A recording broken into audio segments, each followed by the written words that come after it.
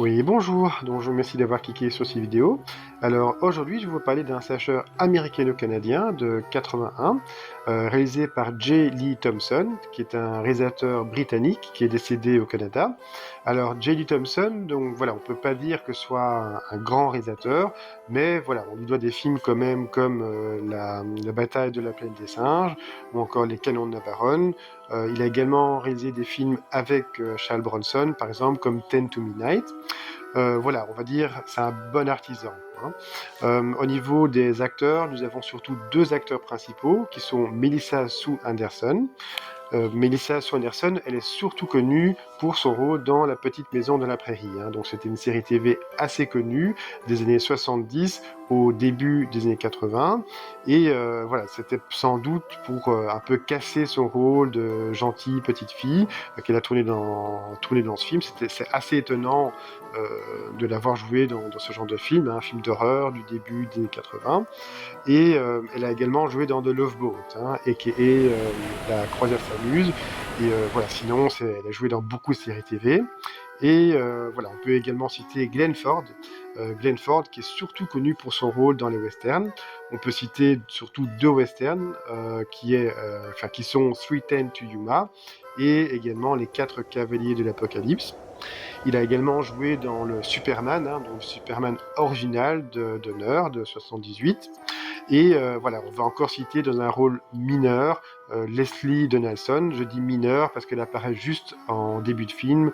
Et voilà, donc c'est vraiment un tout petit rôle. Mais voilà, ça m'a fait plaisir de la voir puisqu'elle a également joué dans deux autres slashers canadiens qui sont Curtains et Funeral Home, hein. Donc voilà, encore une fois, c'est vraiment des tout petits rôles. Maintenant, au niveau du pitch, le pitch est assez simple, hein, donc comme souvent, hein, dans les slashers.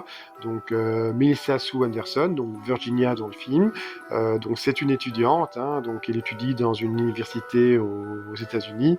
On ne sait pas vraiment où ça se trouve, hein, on ne sait pas vraiment situé. Voilà, donc on suppose que c'est quelque part à l'est des États-Unis, mais voilà, c'est sans certitude, mais voilà. Et donc c'est une étudiante, hein, donc elle est suivie par un psy. When a salamander loses its tail, it grows a new one. And Dr. Feinblum found that when this happens, the salamander's nervous system. Parce qu'il a subi un traumatisme. Maintenant, quel traumatisme? On va l'apprendre plus tard dans le film. Et voilà, elle est intégrée à un petit groupe, donc un petit groupe d'amis très riches, hein, donc qui s'appelle le Club des 5 ou le Club des 10. Donc je vais mettre ça ici, je suis désolé, je reviens plus sur le nom. Et donc ces amis vont disparaître un par un, hein, donc ils vont pas être retrouvés, hein, donc enfin nous on sait ce qui leur est arrivé, hein, donc ils sont vraiment tués, mais voilà, donc en fait ils vont être portés disparus. Et donc pour la plupart des gens ils ont juste été disparus, ils pensent pas qu'ils sont décédés, on pense pas qu'ils sont morts, on pense qu'ils sont juste disparus, mais voilà, la police va enquêter.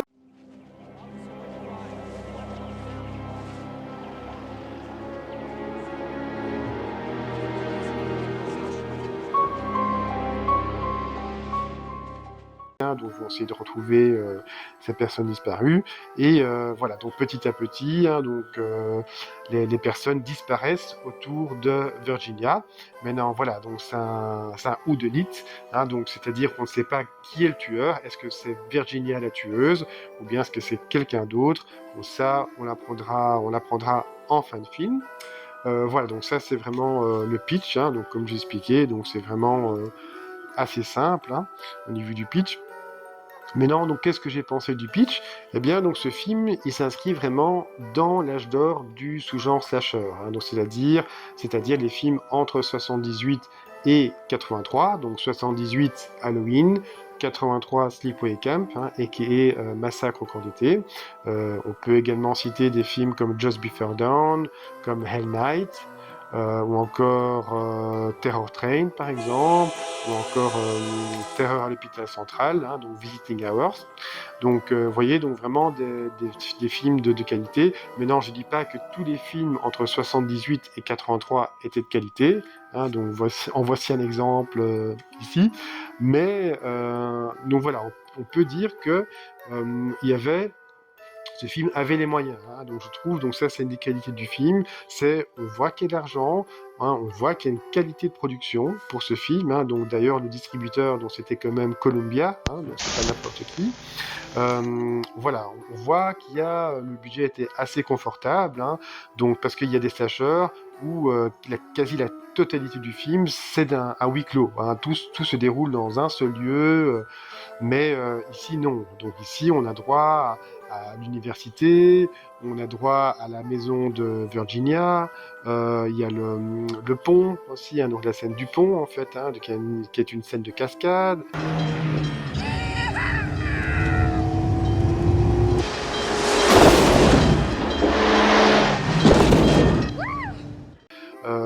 Voilà, donc vous voyez, il y a plusieurs endroits, il y a un bar aussi en fait, hein, donc tout ne se déroule pas dans, voilà, dans un setting, hein, dans un endroit en particulier, et voilà, donc vous allez dire c'est rien, mais je trouve que ça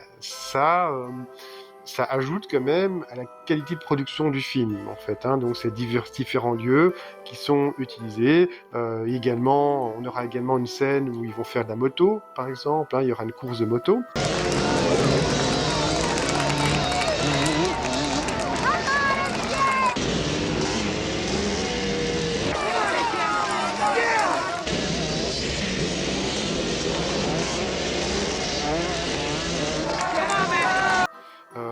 Donc vous voyez, il y aura également une scène où on va voir Virginia en train de se faire opérer, elle est sur la table d'opération. Vous voyez, donc voilà, donc c'est tout. Et puis il y a pas mal d'acteurs aussi, il y a pas mal de figurants, hein, donc bref, on voit quand même qu'il y avait un certain budget pour ce film, hein, donc, ce qui est appréciable, hein. Donc ça fait partie des bons points du film. Vraiment, et au niveau également visuel, hein, donc je trouve la photographie vraiment très belle, donc très réussie. Donc j'ai un peu regardé ce qu'a fait les autres films qu'a shooté le DP, donc le directeur photo, mais il n'y a pas de film notable. C'est dommage parce qu'en tout cas, je trouve la photo vraiment de qualité en fait, hein, de ce film. Euh, Ça fait partie vraiment également des bons points de ce film, hein, Happy Birthday to Me. Il y a vraiment une qualité au niveau visuel, au niveau de l'éclairage, de la lumière dans ce film. Ça donne une certaine élégance au film, et aussi également au niveau de la réalisation, il y a également une certaine élégance au film, hein, donc le film est vraiment bien shooté, même si on a deux, trois assez beaux mouvements de caméra, par exemple, et on a deux scènes aussi, on voit, je suis désolé, je connais pas en termes techniques, je sais pas comment l'expliquer, mais on voit la tête d'une personne en premier plan et la tête de la deuxième personne en second plan, à l'arrière en fait, hein. Donc ça c'est des procédés, je pense que est-ce que c'est Hitchcock qui a utilisé ce procédé en premier lieu, je sais plus, je pense que oui, mais voilà, donc ça à vérifier. Mais voilà, donc c'est des petites touches comme ça, assez élégantes, je sais pas. Encore une fois, donc la caméra est assez fluide. Oui, je trouve vraiment qu'il y a vraiment une certaine élégance, hein, donc des mouvements de caméra, au niveau de la lumière, au niveau du montage également. Donc oui, donc le film, voilà, encore une fois, donc le réalisateur, c'est pas un grand réalisateur, mais ce qu'il doit faire, ben, il le fait bien, hein, donc il le fait bien, et il est bien aidé par le budget du film, à mon avis, hein. Voilà, donc ça fait vraiment partie des bons points du film. Ce que j'ai également aimé, ben, on a un bon body count aussi, hein, donc, parce que j'aime bien aussi qu'on a un bon body count. Mais non, c'est pas. Voilà, donc il n'y a pas tout le temps besoin d'avoir un bon body count pour que le film soit très bon, hein. Donc regardez Halloween par exemple, ou Alice suite Alice. Donc c'est des films avec un tout petit body count, mais ces deux films sont excellents en fait, hein. D'ailleurs, je ferai d'office une vidéo sur Alice suite Alice. Je vais pas faire sur Halloween parce que Halloween c'est beaucoup trop connu, hein. Donc pour moi, il y a pas d'intérêt de faire une vidéo sur des films hyper connus comme Halloween. C'est vraiment tout ce qui est franchise, donc ça, enfin, je pense que j'ai déjà expliqué dans une vidéo, mais tout ce qui est franchise, donc ça je ferai jamais de vidéo sur des franchises, hein, et je vais jamais faire de vidéo sur l'actualité, hein, donc je vais pas sortir une vidéo sur Terrifier 3 ou Winnie the Pooh par exemple, ou le prochain Scream. Enfin pour moi, voilà, ça s'inscrit pas dans la ligne éditoriale de ma chaîne. Mais bon, encore une fois, je suis désolé, je digresse. Mais voilà, donc ça fait vraiment partie des bons points, donc un bon body count, je disais. Les meurtres sont assez variés. Il y a même 2 meurtres qui sont assez originaux, d'ailleurs, hein, donc c'est pas des meurtres qu'on voit dans tous les slashers, hein, donc souvent dans les slashers, c'est un meurtre, enfin des meurtres à l'arme blanche, mais voilà, donc là, dans ces 2 cas, il y avait une certaine inventivité au niveau des meurtres, hein, donc, et je trouve aussi les meurtres ne sont pas plats, hein, donc il y a vraiment, c'est pas, il y a des slashers où les meurtres c'est filmé de façon ultra molle, c'est ultra mou, c'est ultra plat, donc les meurtres n'ont aucun impact, mais ici c'est pas le cas en fait, hein, il y a quand même, voilà, donc que ce soit via les POV shots, il y a quand même une montée crescendo, on va dire, dans le meurtre en fait, hein.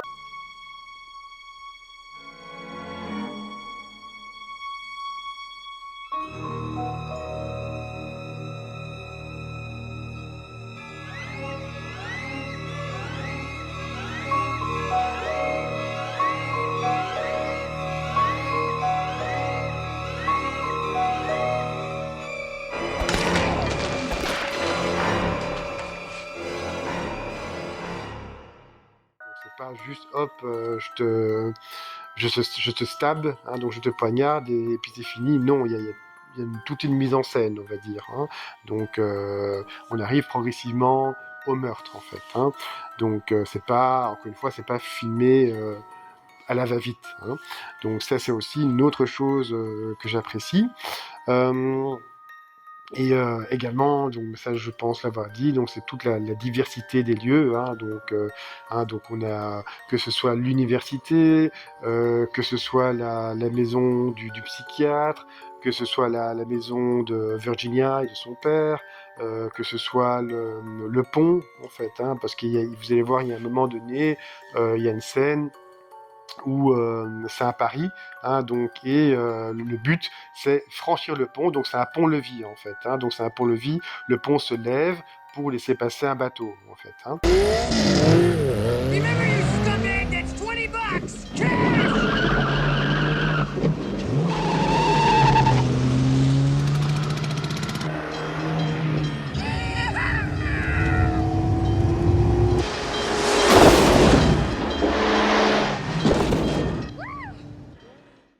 Et le but, donc, c'est sauter du pont, alors que le pont se lève, donc c'est sauter du pont, en fait, hein, en voiture, évidemment, en fait, hein. Et donc voilà, donc c'est une scène assez impressionnante. Voilà, c'est pas le genre de scène qu'on a l'habitude de voir dans les slashers, parce que voilà, ça coûte quand même, hein, donc c'est quand même une scène d'action qui implique des voitures, donc c'est pas des scènes qu'on voit tous les jours dans les slashers en fait, hein. Et pour des raisons budgétaires notamment en fait, hein. Mais voilà, donc là c'est une scène qu'on voit par exemple, hein. Et ça va mener notamment à un accident qu'on verra plus tard dans le film en fait, hein. Mais voilà, donc j'ai pas envie de spoiler pour ceux qui n'ont pas vu le film, mais donc voilà, donc ça fait vraiment partie des points positifs. Autre point positif, je trouve l'écriture, je trouve le film assez bien écrit, hein, notamment la relation entre l'héroïne et Virginia, donc interprétée par Melissa Swanderson, la relation entre elle et son père, ou encore la relation entre elle et son psychiatre. On voit qu'ils sont assez proches, hein, donc quasi, ouais, c'est un peu bizarre en fait, hein, donc c'est un peu une relation. Ouais, donc je sais pas en fait quoi. On a l'impression qu'ils sont c'est plus qu'une relation patient, professionnelle. Enfin, je sais pas, hein. Donc encore une fois, donnez-moi votre avis en commentaire. Euh, les amis aussi, hein, donc voilà, je trouve qu'il y a un certain effort au niveau de l'écriture en fait, hein, dans ce film. Mais au niveau des points négatifs, enfin, je trouve le film quand même vraiment trop longs, hein. Donc il y a des passages qui pour moi auraient pu être supprimés, qui n'étaient pas vraiment nécessaires, qui sont là uniquement pour rallonger la durée du film, parce que voilà, donc pour moi, comme j'ai déjà expliqué, le slasher, donc c'est un genre très basique, hein. Donc moi en tout cas ce qu'il me faut, c'est un tueur, des jeunes, le tueur il tue les jeunes à l'arme blanche, j'ai besoin de jeunes, les jeunes sont souvent très stéréotypés, t'as celui qui fait les blagues, la fille qui est un peu, comment dire, écervelée,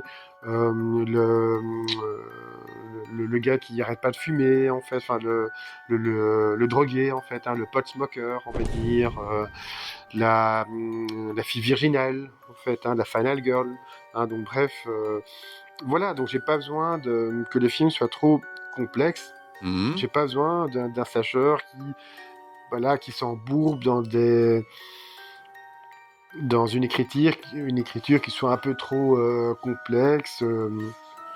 Voilà, j'aime bien quand le slasher est assez basique en fait, hein. J'ai pas besoin vraiment que le slasher soit écrit comme un thriller politique complexe à la Pakula par exemple, hein. Donc voilà, donc c'est pas ce que j'ai envie de voir en fait, hein. Et voilà, on sent vraiment qu'il y a certaines longueurs dans le film. Encore une fois, il y a plusieurs scènes, excusez-moi, il y a plusieurs scènes selon moi qui soit auraient pu être écourtées. Par exemple, il y a une scène qui se passe dans une tour, hein, donc une tour. Il y a Virginia, il y a un ami à lui. Ils vont monter dans la tour et l'ami va un peu se montrer menaçant en haut de la tour. Et puis après, ça cut, hein, donc on ne sait pas trop ce que ça donne. Donc on verra plus tard, un peu plus loin dans le film. Mais enfin voilà, cette scène finalement ne mène à rien.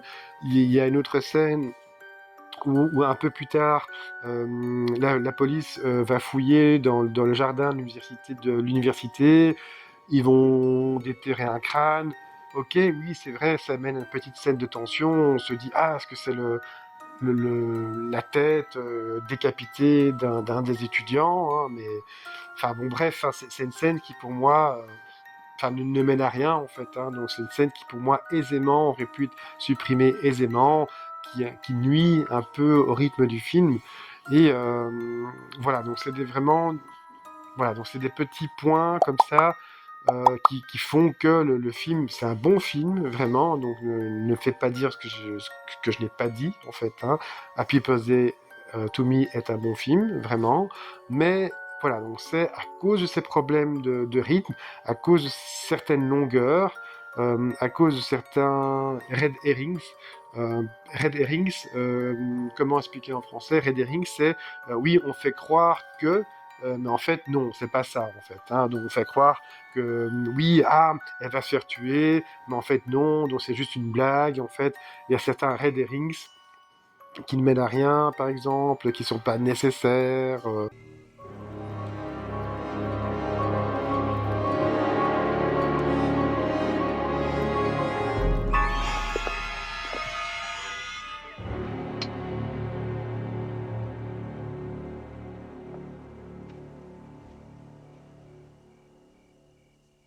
Oh, Jesus, Alfred. You might think this is a joke, but I think it's sick. Il y a, oui, voilà, il y a certains dialogues qui peuvent paraître un peu inutiles, qui ne mènent à rien, finalement. Donc, voilà, c'est juste dommage. C'est vraiment c'est ces petites choses qui font que Happy Birthday to Me, pardon, est un bon film, mais voilà, il fait pas partie des tout grands slashers comme Meurtre à la Saint-Valentin, par exemple, ou Black Christmas, par exemple, ou Just Before Dawn, par exemple, hein.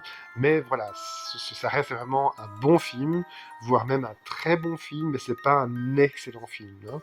Mais voilà, donc j'espère que je t'ai pas déçu, Pascal, hein. Donc il fait vraiment partie franchement, Il est dans mon top 20, hein, donc il est dans mon top 20 clairement. Happy Birthday to Me, il fait vraiment partie de mes slashers préférés, mais voilà, je vais pas le mettre dans mon top 10, on va dire, hein, pour les raisons que j'ai expliquées. Hein. Voilà, donc là c'était mon avis sur le film, hein, donc Happy Birthday to Me. Donc là maintenant, donc, je vais vous envoyer le trailer et on se retrouve juste après. À tout de suite. Hi, Virginia. Hi. Poor Virginia. Just when the rich young snobs at Crawford High condescended to come to her birthday party, they're all being murdered in the most bizarre ways imaginable.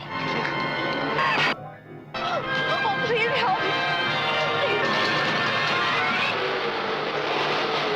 At the rate they're going, there'll be nobody left to go to her birthday party alive. Because of the bizarre nature of this birthday party, no one will be seated during the last 10 minutes of Happy Birthday to Me. Pray you're not invited.